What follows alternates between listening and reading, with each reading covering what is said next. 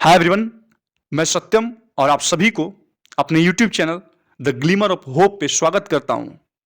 आइए आज फिर हम लोग साथ मिलकर द हिंदू का एक आर्टिकल द हिंदू का एक एडिटोरियल को डिस्कस करेंगे और जानने का प्रयास करेंगे कुछ वर्ड्स को, कुछ फैक्ट्स को, जो एग्जाम पॉइंट ऑफ व्यू से बहुत ही इंपॉर्टेंट है, बहुत ही इंपेरेटिव है।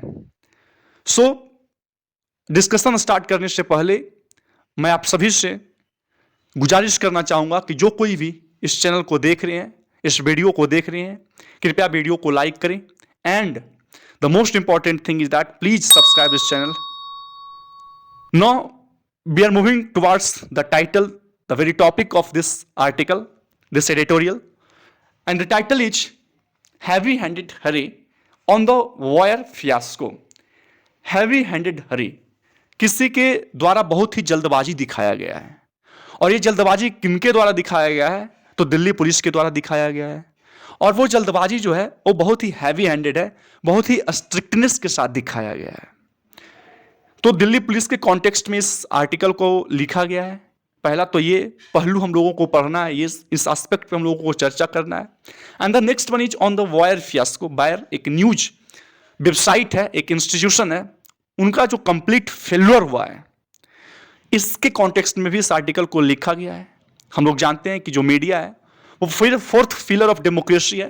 So it's very important for the fourth pillar of democracy to be unbiased होना है, इनको प्रेजुडिस्ड नहीं होना है, इम्पार्शियल होना है, इनको फेयर होना है, इनको जस्ट होना है। सो बहुत सारे ऐसे स्टैंडर्ड हैं जो एक मीडिया, एक इंस्टीट्यूशन को फुलफिल करना चाहिए। And that's why the fourth pillar of democracy is none but the media. So इस कॉन्टेक्स्ट में हम आर्टिकल पे डिस्कशन करेंगे। आइए हम लोग पैराग्राफ टाइटल की ओर मूव करते हैं। और पैराग्राफ टाइटल में लिखा गया है कि जो पेरिल्स है एडिटोरियल एक्टिविटी का, वो क्या है? ऑब्वियस है। What defamation should be decriminalised. Perils means what? जो डेंजर है, जो रिस्क है, जो खतरा है। और एडिटोरियल लैक्सिटी, संपादकीय केयरलेसनेस जो है, जो संपादकीय नेग्लिजेंस है, वो ऑब्वियस है, वो स्पष्ट है। लेकिन डिफेमेशन जो है ना, उसको क्या करना चाहिए? डिक्रिमिनलाइज्ड कर देना चाहिए। मतलब जो मानहानि का केस है वो एक क्रिमिनल ऑफेंस नहीं होना चाहिए। तो ऐसा दरख्वास्त किया जा रहा है सुप्रीम कोर्ट से। तो इसके कॉन्टेक्स्ट में भी आर्टिकल को लिखा गया है। यहां से भी हम कुछ फैक्ट्स को देखेंगे कि सुप्रीम कोर्ट का क्या कहना है और what would be the impact of this. आखिरकार इसका इंपैक्ट क्या होगा? तो इस सारे पहलुओं पर हम लोग चर्चा करेंगे। आइए अब एक एक पैराग्राफ करके एडिटोरियल की ओर अग्रसर करते हैं और एक एक वर्ड्स, एक एक लाइन्स करके हम लोग समझने का प्रयास करेंगे। From the very first line, what happens when there is a grave lapses in the editorial judgment and something false get published। Interrogative questions हैं। इससे इस लाइन से क्वेश्चंस पूछे जा रहे हैं और वो क्वेश्चन यह है कि what happens when there is a grave lapses in the editorial judgment। Editorial के जजमेंट में जब कोई गंभीर चूक हो जाए, कुछ लैप्स हो जाए, और समथिंग फॉल्स गेट पब्लिश्ड, और कुछ गलत चीज पब्लिश हो जाए, छप जाए, तब क्या होगा? क्या हो सकता है?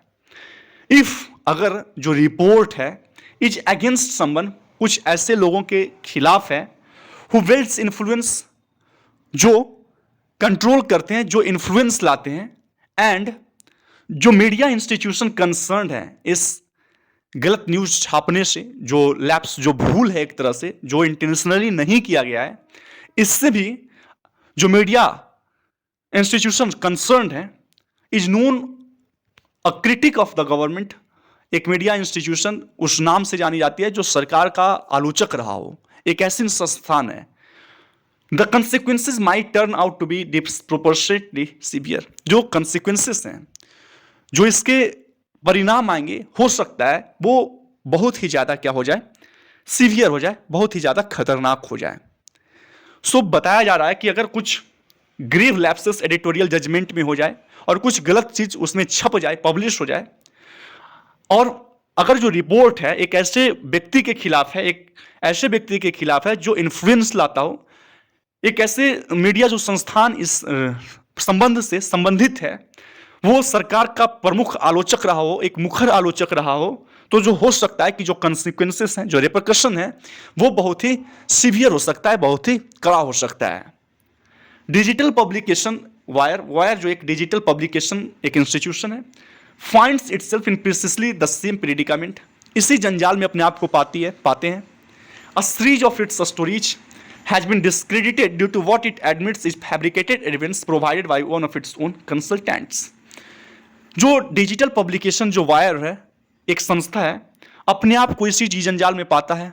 और कब होता है इनके साथ ऐसा, जब एक सीरीज ऑफ स्टोरीज को डिस्क्रेडिट कर दिया जाता है, डिसरिगार्ड कर दिया जाता है, डिसप्रूव कर दिया जाता है, due to what it admits, जो खुद ये एडमिट करता है कि इज अ फैब्रिकेटेड एविडेंस। ये क्या है? एक फैब्रिकेटेड एविडेंस है, सबूत है। फैब्रिकेटेड मींस बात गढ़ा हुआ, मन मुताबिक गढ़ा हुआ एविडेंस है। और ये जो एविडेंस है किनके द्वारा प्रोवाइड किया गया? तो इनके अपने ही सलाहकारों के द्वारा, जो ये खुद कबूल कर रही है संस्थान। फिर क्या हुआ? It's reporting related to the alleged privileges, तथा कथित तौर पे जो एलिज्ड प्रिविलेजेज है, इसका जो रिपोर्ट है वो किससे रिलेटेड है? तो एलिज्ड प्रिविलेजेज से, जो प्रिविलेजेज इंजॉय किया जाता है। परपोर्टेड बेनिफिशियरी, पता नहीं है कि कौन बेनिफिशियरी है। परपोर्टेड एलिज्ड बेनिफिशियरी जो है, जो लाभार्थी हैं, उनके द्वारा कुछ प्रिविलेजेज इंजॉय किए जाते हैं। ऑफ सोशल मीडिया गैंट मेटाज एक चेक प्रोग्राम में, और वो प्रिविलेजेज की जो बात की जा रही है वो यह प्रिविलेजेज है कि प्रिविलेजेज दैट क्लेम्ड, उसमें यह दावा किया जाता है कि included the right to report, किसी भी पोस्ट को रिपोर्ट करना है और किसी भी पोस्ट को वहां से हटाना है। ऐसी प्रिविलेज उन लोगों को जो एलिज्ड बेनिफिशियरी है वो एंजॉय करते हैं with no question to ask, और उनको कोई भी क्वेश्चन पूछा नहीं जाता है। Has turned out to be a major debacle, और ये जो प्रिविलेजेज है ना, ये कहीं ना कहीं एक बहुत ही बड़ा डिबेकल के तौर पे, एक ह्यूज फेल्यूर के तौर पे सामने आया है। आसान है। अमित मालविया जो क्या है, head of the ruling BJP national IT department के हेड हैं, named as one who had got an Instagram post remove, जिन्होंने एक इंस्टाग्राम पोस्ट को रिमूव करवाया। Has filed a police complaint, उन्होंने एक पुलिस कंप्लेंट को फाइल किया।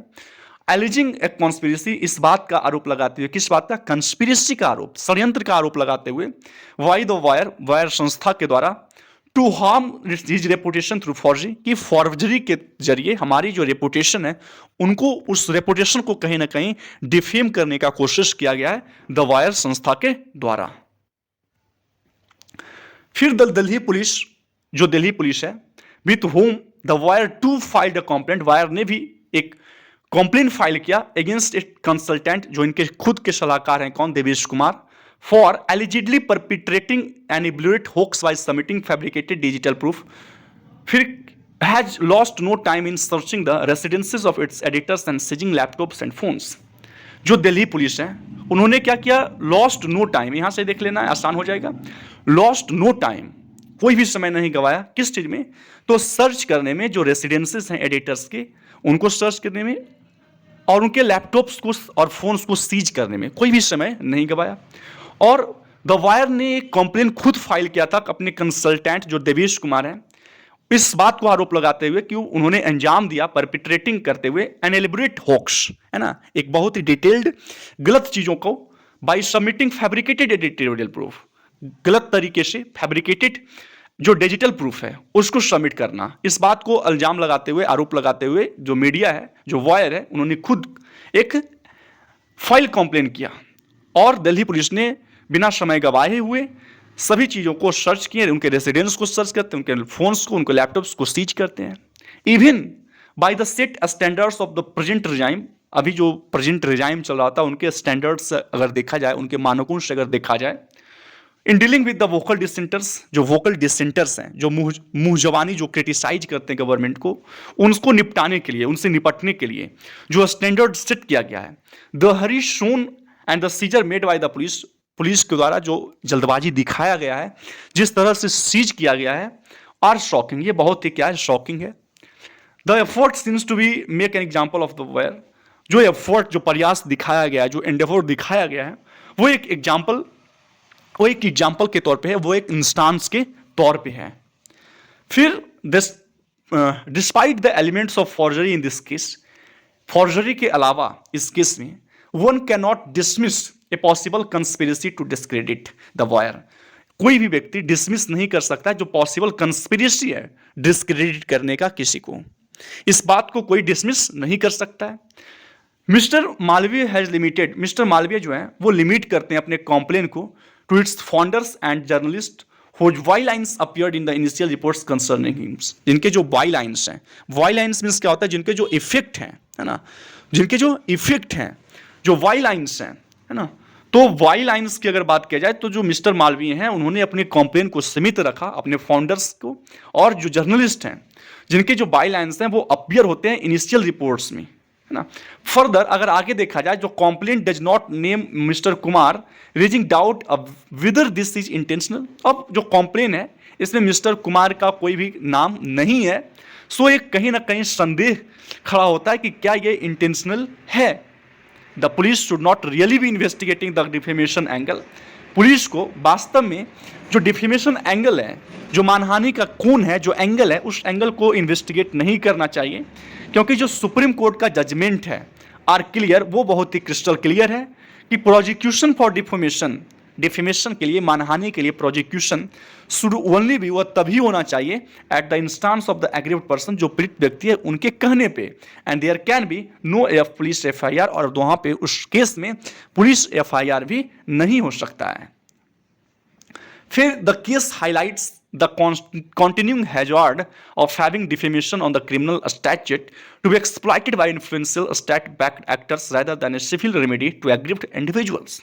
अब ये जो केस है इस बात को हाईलाइट करता है, जो continuing hazard है, जो लगातार चलता हुआ जो खतरा है, और किस चीज का, having defamation on the criminal statute, जो मानहानि है वो क्रिमिनल स्टैट्यूट पे, क्रिमिनल के जो कानून हैं उन पे टू बी एक्सप्लॉइटेड, इसको कहीं ना कहीं एक्सप्लॉइट किया जाएगा, इसका कहीं ना कहीं मिसयूज किया जाएगा वैसे इन्फ्लुएंशियल लोगों के द्वारा, जो स्टेट बैक्ड एक्टर हैं, जिनको राज्य के द्वारा, सरकार के द्वारा बैक किया जाता है, समर्थन दिया जाता है, उनके द्वारा इस कानून को क्या किया जाएगा, यूज किया जाएगा, एक्सप्लॉइट किया जाएगा, मिसयूज किया जाएगा। और ये कानून जो है ना एक सिविल रेमेडी नहीं होगा, आम नागरिकों के लिए ये इलाज के तौर पर काम नहीं करेगा। To aggrieved individual, the courts refusal, courts की जो रिफ्यूजल है टू डिक्रिमिनलाइज डिफेमेशन, डिफेमेशन को डिक्रिमिनलाइज करने का, does add state power to the armoury of those baiting for occasional lapses in the media. इनका रिफ्यूजल कहीं ना कहीं वैसे लोगों के आर्मरी में, वैसे लोगों के कवच में एक और तीर भर रहा होता है, एक और हथियार डाल रहा होता है कि अगर वो इस इंतजार में बैठे हुए हैं कि अगर कभी कभार मीडिया इंस्टीट्यूशंस के द्वारा कुछ गलती होता है, कुछ भूल चूक होता है, तो उस भूल को एक बड़ा प्लेटफॉर्म दिया जा सकता है। तो एक ओकेजनल जो लैप्सेस होने वाले हैं उन मीडिया के द्वारा, तो उनके लिए वो वेट कर रहे होते हैं और फिर डिफेमेशन का केस लगाकर उनके रेपुटेशन को डिफेम किया जाएगा। द एब्सेंस ऑफ मिलाइश, है ना, दुर्भावना का कमी होना, अ की डिफेंस इन सच केसेस, ऐसे केसेस में एक बहुत ही की डिफेंस होता है, अपने बचाव के लिए एक प्रमुख हथियार होता है। Is quite obvious in the Wire case, Wire के केस में बहुत ही ऑब्वियस है, क्रिस्टल क्लियर है। As no one would we wilfully publish, क्योंकि कोई भी व्यक्ति विलफुली मतलब अपनी इच्छा से जानबूझकर पब्लिश नहीं करेगा एक रिपोर्ट को जो बेस्ड होगा, जो आधारित होगा फैब्रिकेटेड, गढ़ा हुआ मनगढ़ंत प्रूफ पे, और fake validation bye experts under the clear risk of exposure, और फेक वैलिडेशन उनके जो एक्सपर्ट्स होंगे, उनके जो विशेषज्ञ होंगे, उनके फेक वैलिडेशन पे, गलत फॉल्स वैलिडेशन पे under the clear risk of exposure, क्योंकि एक्सपोजर का जो रिस्क होता है वो बहुत ही क्लियर होता है। तो ऐसे समय में कोई भी व्यक्ति जानबूझकर कोई भी फैब्रिकेटेड प्रूफ को, कोई भी फेक वैलिडेशन को क्या करना है, पब्लिश नहीं कर सकता है। It's crystal clear. At the same time, ऐसे ही समय में media outlets should acknowledge, media outlets जो हैं, जो जितने भी मीडिया से बाहर जो भी पब्लिश होकर निकलते हैं, उनको इस बात को एक्नॉलेज करना चाहिए, इनको इस बात को समझना चाहिए, रिकग्नाइज करना चाहिए कि जो पेरिल्स हैं, जो खतरा है ऑफ द इंटरप्ले, उस इफेक्ट का किस इफेक्ट का? जो इफेक्ट होता है बिटवीन एडिटोरियल लैक्चेटी, एडिटोरियल की संपादकीय केयरलेसनेस में, और कन्फर्मेशन बायस्ड, है ना, जो कन्फर्मेशन पूर्वाग्रहों पे आधारित होता है, इन एसेसिंग ए पोटेंशियल स्टोरी, किसी भी संभावित स्टोरी को असेस करने में इन दोनों का जो इफेक्ट होता है उसको उस इफेक्ट को रिकग्नाइज करने का जरूरत है। तभी जो फोर्थ पिलर ऑफ डेमोक्रेसी कहलाता है द मीडिया, वो क्या हो सकता है? इम्पार्शियल हो सकता है, वो जस्ट हो सकता है, वो फेयर हो सकता है, वो इंडिपेंडेंट हो सकता है ना। So this is the very end of this article, और आशा करते हैं ये आर्टिकल आपको समझ में आया होगा। There is nothing more, sentences कुछ बड़े बड़े थे, आई रिकॉन, बट उसको तोड़ तोड़ कर समझना है, एक एक वर्ड करके समझना है, और फिर ये क्लियर हो जाएगा। सो थैंक यू, और फिर हम लोग कल मिलते हैं इसी समय। तब तक के लिए धन्यवाद। Have a nice day. Bye bye all of you, take care.